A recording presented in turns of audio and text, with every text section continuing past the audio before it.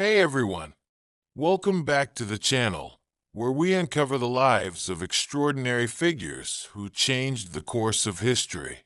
Today, we're diving into the incredible life of a man whose impact on medicine, philosophy, and science is still with us nearly 1,000 years later. He was known as the Prince of Physicians and is often referred to as one of the most influential thinkers of the Islamic Golden Age. His name, Ibn Sina, or Avicenna, as he's often known in the West. You might wonder, what makes Ibn Sina's contribution so lasting? How did a man who lived in the 10th and 11th centuries pave the way for so many modern practices? Well, today we're going to uncover the full story of his life, his groundbreaking discoveries, and the lasting impact he had on humanity. So, grab a seat, settle in, and let's get to know one of history's greatest minds. To understand Ibn Sina's genius, let's start at the beginning.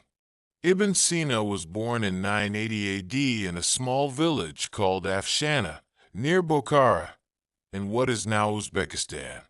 Back then, this region was part of the Samanid Empire, which was known for its rich culture and appreciation for science, learning, and philosophy. His father was a government official and recognized his son's intellectual gifts early on. By age 10, Ibn Sina had already memorized the Quran, and by 16, he was studying medicine. Imagine that, just a teenager, but already diving into the world of medicine, astronomy, and philosophy.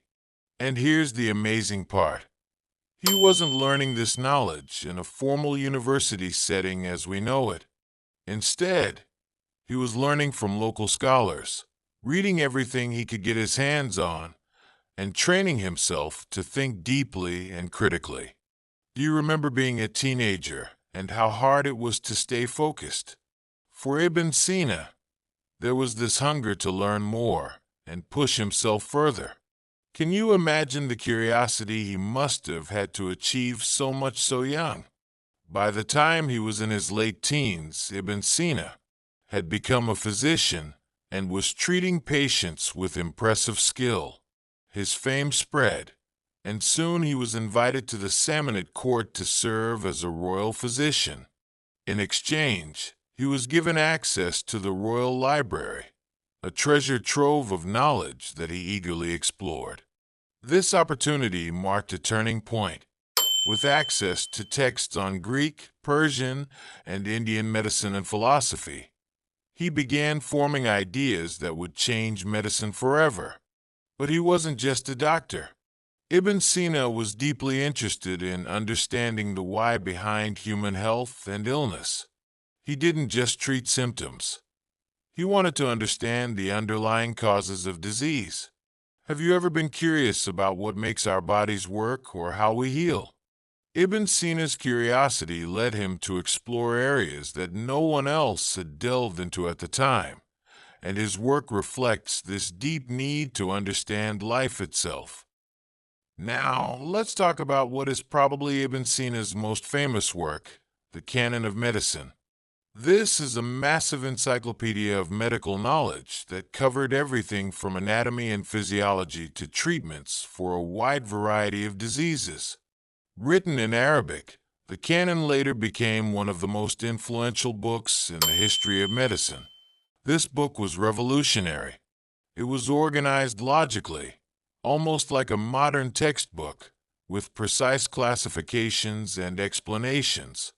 He discussed contagious diseases, understanding that they could be spread through water and soil, a concept that wouldn't become mainstream in Europe for hundreds of years.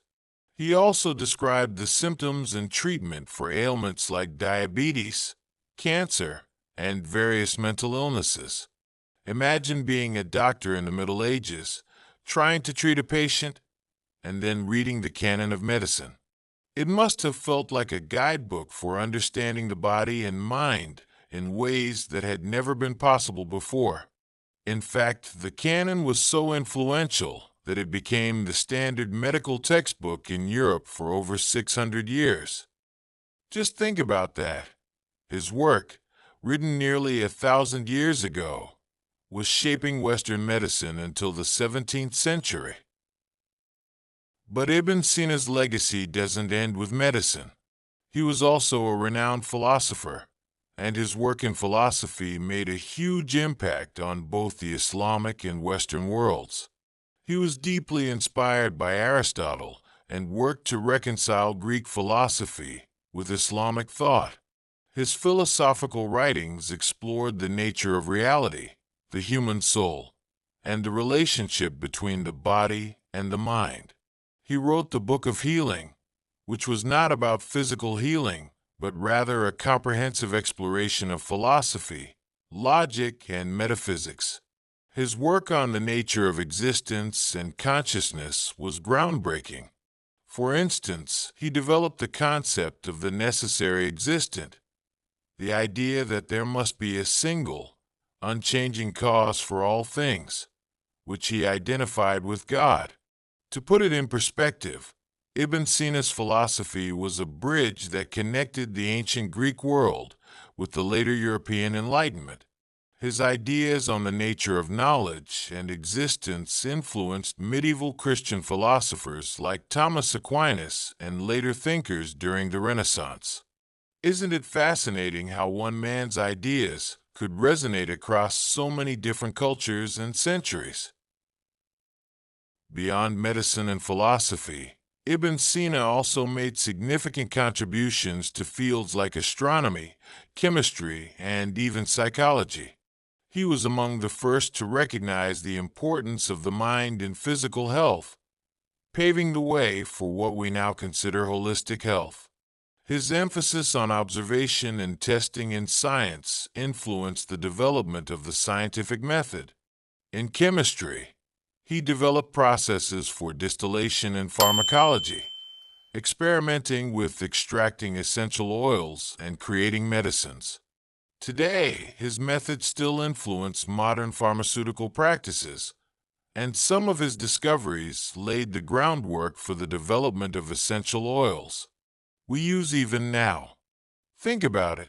So many things we use today, from modern psychology to pharmacy, have roots in Ibn Sina's work. It's like he was ahead of his time in almost every way. Ibn Sina's later life and legacy. Despite his groundbreaking achievements, Ibn Sina faced challenges.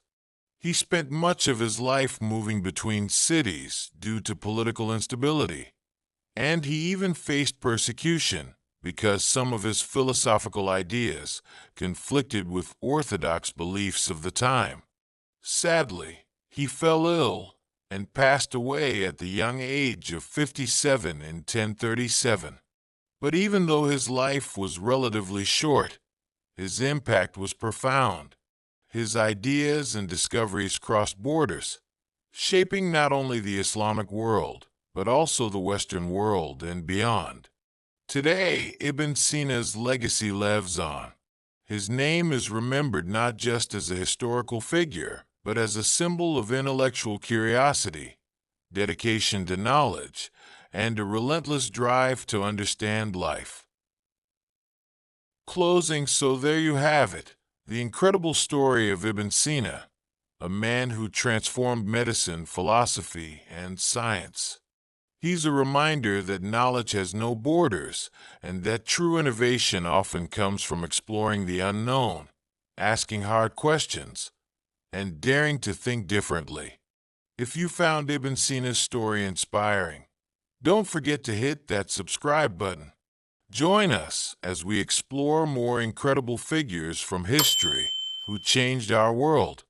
Let me know in the comments which part of Ibn Sina's life resonated with you the most, and if there's someone else from history you'd like to learn about next.